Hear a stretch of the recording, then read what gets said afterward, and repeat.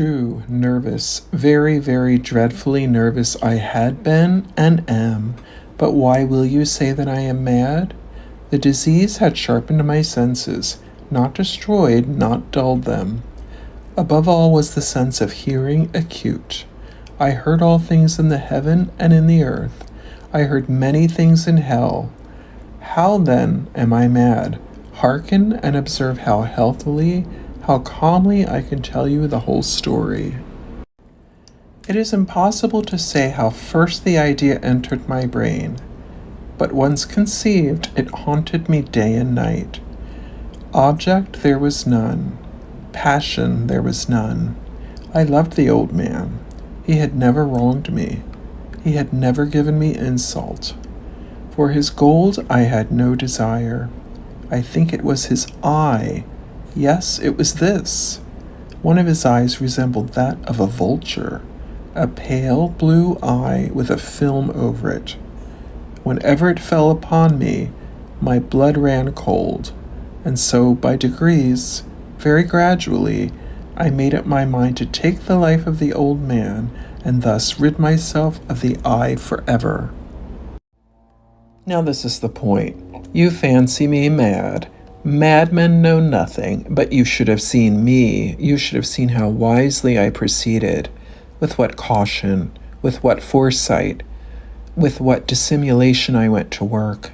I was never kinder to the old man than during the whole week before I killed him.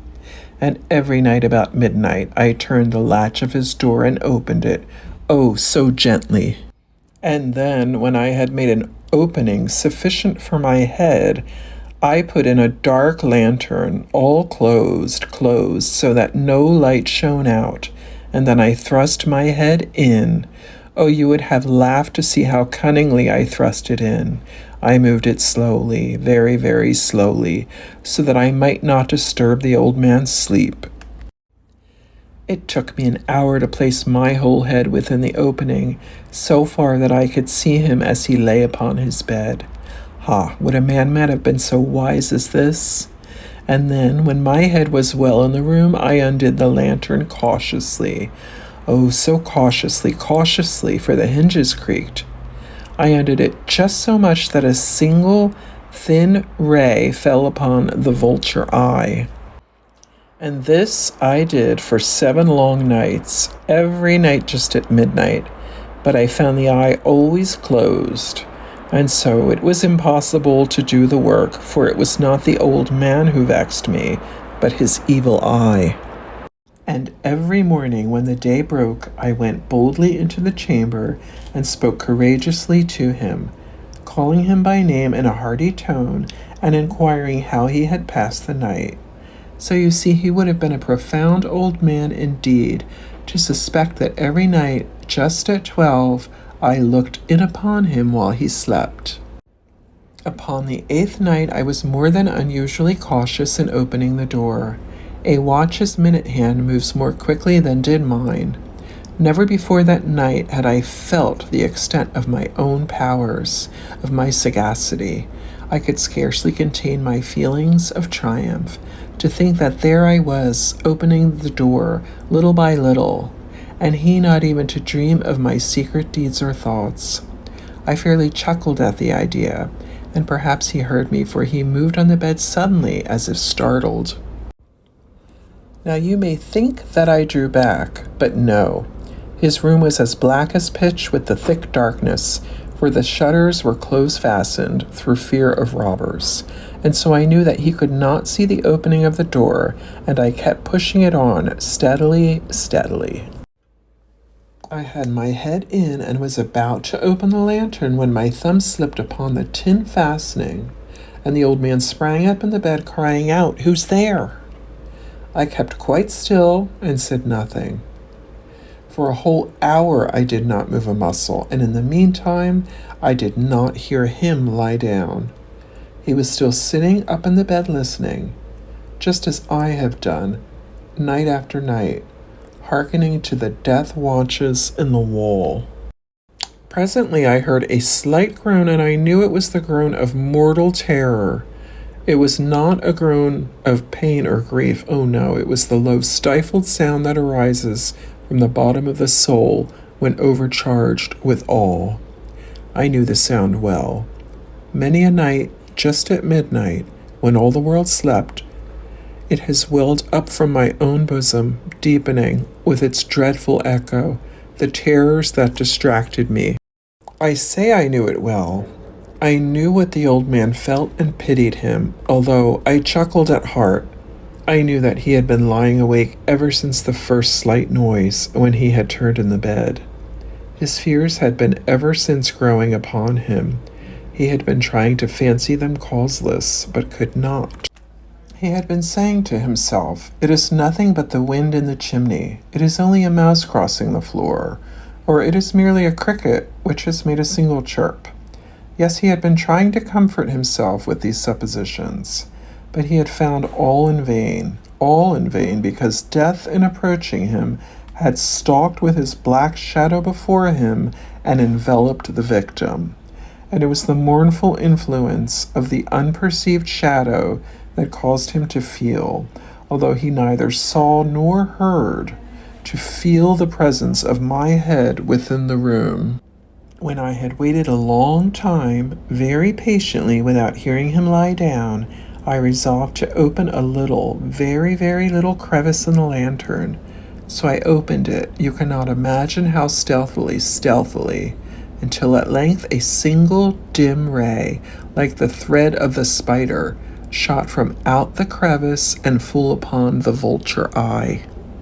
It was open, wide open, and I grew furious as I gazed upon it. I saw it with perfect distinctness, all a dull blue, with a hideous veil over it that chilled the very marrow in my bones. But I could see nothing else of the old man's face or person, for I had directed the ray, as if by instinct, precisely upon the damned spot. And now have I not told you that what you mistake for madness is but over-acuteness of the senses? Now, I say, there came to my ears a low, dull, quick sound, such as a watch makes when enveloped in cotton. I knew that sound well, too. It was the beating of the old man's heart. It increased my fury, as the beating of a drum stimulates the soldier into courage. But even yet I refrained and kept still. I scarcely breathed. I held the lantern motionless. I tried how steadily I could maintain the ray upon the eye. Meantime, the hellish tattoo of the heart increased. It grew quicker and quicker, and louder every instant. The old man's terror must have been extreme. It grew louder, I say, louder every moment. Do you mark me well? I have told you that I am nervous, so I am. And now, at the dead hour of the night, amid the dreadful silence of that old house, so strange a noise as this excited me to uncontrollable terror. Yet for some minutes longer I refrained and stood still. But the beating grew louder. I thought the heart must burst. And now a new anxiety seized me. The sound would be heard by a neighbor. The old man's hour had come. With a loud yell, I threw upon the lantern and leapt onto the room. He shrieked once only. In an instant, I dragged him to the floor and pulled the heavy bed over him. I then smiled gaily to find the deed so far done. But for many minutes the heart beat on with a muffled sound. This, however, did not vex me. It would not be heard through the wall. At length it ceased. The old man was dead. I removed the bed and examined the corpse. Yes, he was stone dead. I placed my hand upon the heart and held it there many minutes. There was no pulsation. He was stone dead. His eye would trouble me no more. If you still think me mad, you will think so no longer when I describe the wise precautions I took for the concealment of the body. The night waned, and I worked hastily but in silence. First of all, I dismembered the corpse. I cut off the head and the arms and the legs. I then took up 3 planks from the flooring of the chamber and deposited all between the scantlings. I then replaced the boards so cleverly, so cunningly, that no human eye, not even his, could have detected the thing wrong. There was nothing to wash out, no stains of any kind, no blood spot whatever. I had been too wary for that. A tub had caught all. Ha ha! When I had made an end of these labors, it was 4 o'clock, still dark as midnight. As the bell sounded the hour, there came a knocking at the street door. I went down to open it with a light heart, for what had I now to fear? There entered 3 men who introduced themselves with perfect suavity as officers of the police. A shriek had been heard by a neighbor during the night. Suspicion of foul play had been aroused. Information had been lodged at the police office, and they, the officers, had been deputed to search the premises.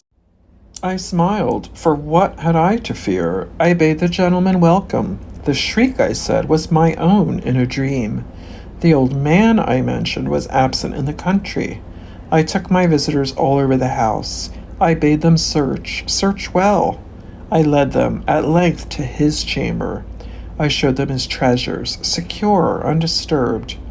In the enthusiasm of my confidence, I brought chairs into the room and desired them here to rest from their fatigues, while I myself, in the wild audacity of my perfect triumph, placed my own seat upon the very spot beneath which reposed the corpse of the victim. The officers were satisfied. My manner had convinced them. I was singularly at ease. They sat, and while I answered cheerily, they chatted familiar things. But ere long I felt myself getting pale and wished them gone. My head ached, and I fancied a ringing in my ears, but still they sat, and still chatted. The ringing became more distinct. It continued and became more distinct. I talked more freely to get rid of the feeling, but it continued and gained definitiveness until at length I found that the noise was not within my ears. Was it possible they heard not? Almighty God, no, they heard, they suspected, they knew. They were making a mockery of my horror. This I thought, and this I think. But anything was better than this agony. Anything was more tolerable than this derision. I could bear those hypocritical smiles no longer. I felt that I must scream or die, and now again, hark, louder, louder, louder, louder. Villains, I shrieked, dissemble no more. I admit the deed. Tear up the planks, here, it is the beating of his hideous heart.